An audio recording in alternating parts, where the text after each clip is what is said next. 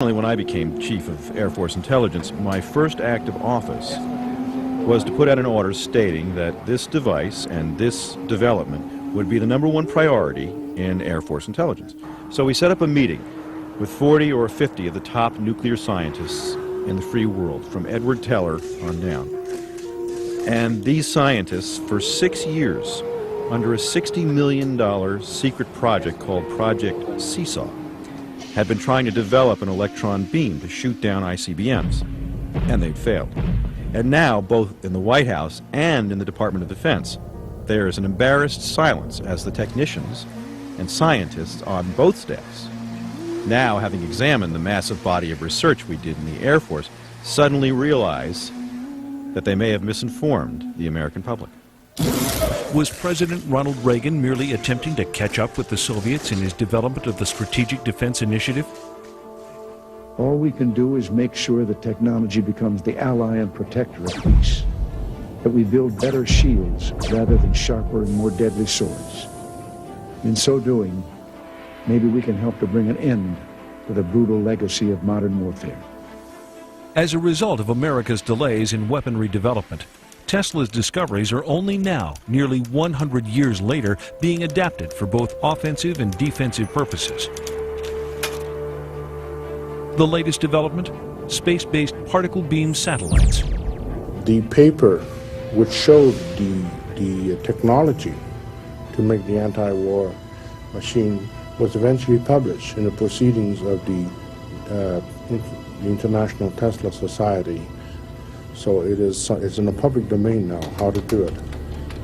And what is uncanny is that when one knows today's Star Wars program and the beam weaponry that has been selected, it is almost identical to what was proposed by Tesla.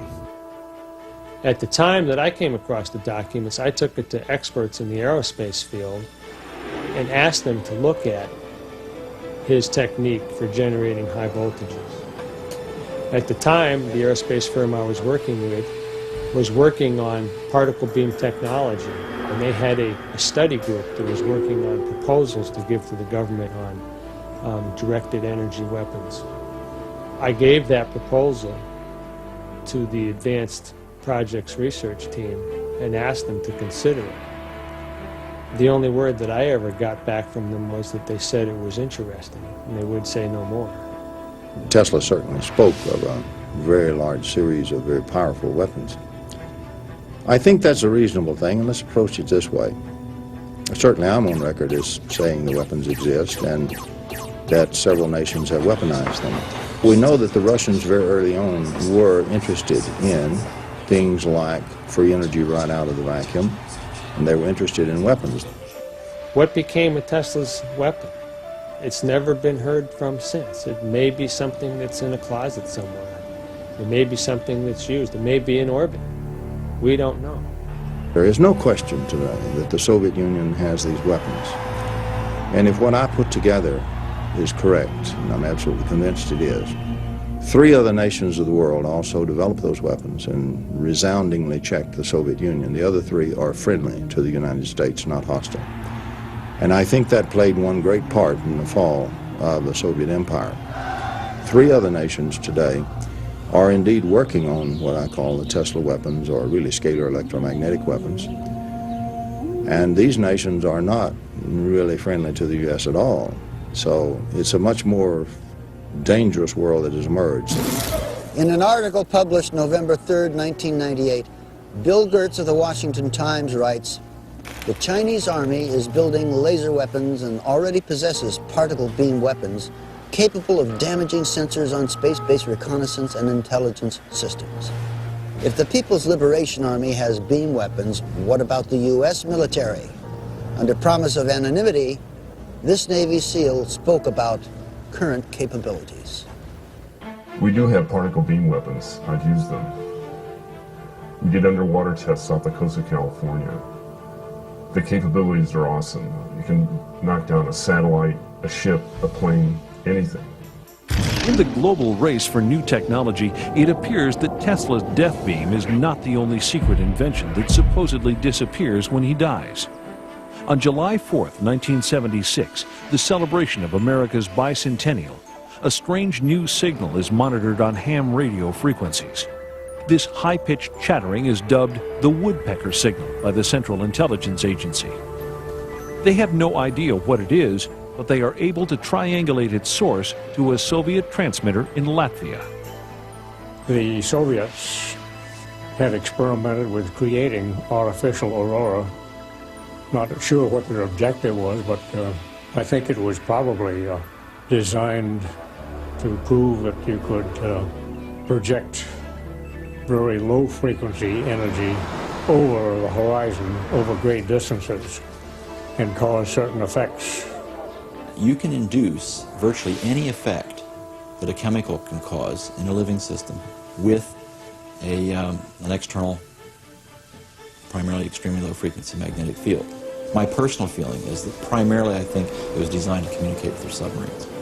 On July 13, 1977, at 9:19 p.m., the woodpecker signal abruptly stops. A strange corona forms around Edison electric power generators servicing New York City, and the entire city is suddenly plunged into darkness, creating chaos and confusion. The blackout is similar in its effects to Tesla's Colorado Springs experiment that overloads and sets ablaze the local electrical power plant. Things started to brown out. We started seeing very strange things happen to New Yorkers who went berserk. It was literally absolutely dangerous to be there in New York City, and was a headache for police and who knows, all the security people around. Was it Tesla's secret that electricity could alter the mental state of human beings?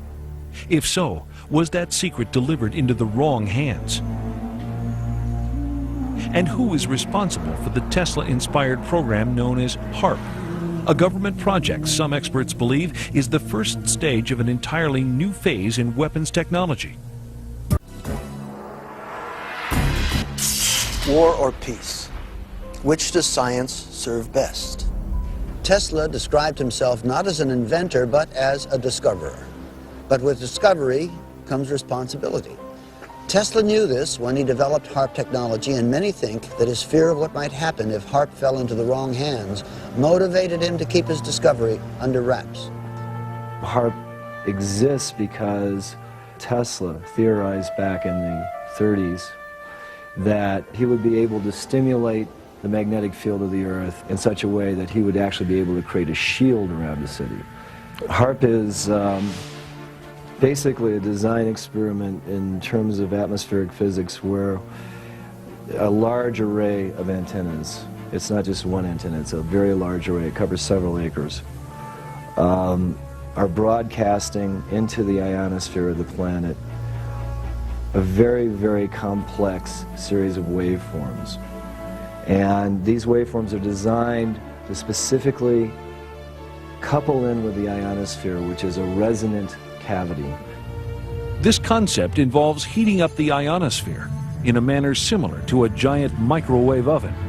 That a small input, like a pulse of a certain number of watts in, can create a large output, because whether accidentally or intentionally, it's possible to tap into this sea of energy around us. It surrounds us and goes through our bodies and is everywhere throughout space.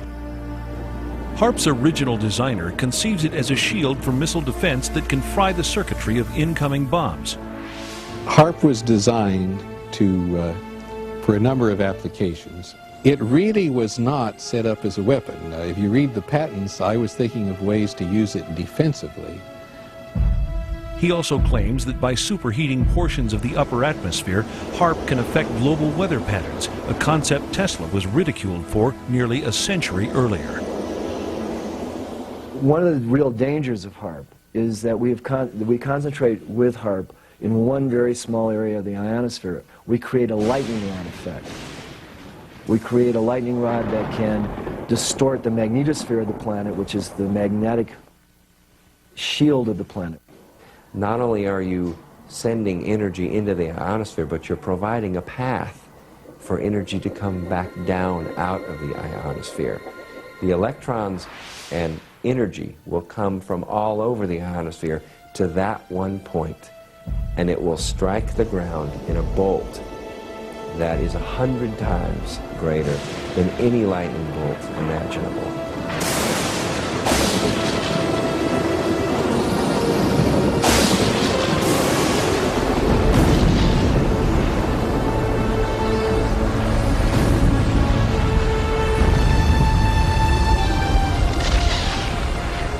Kind of like 3 or 4 Mount St. Helens volcanoes going off each second.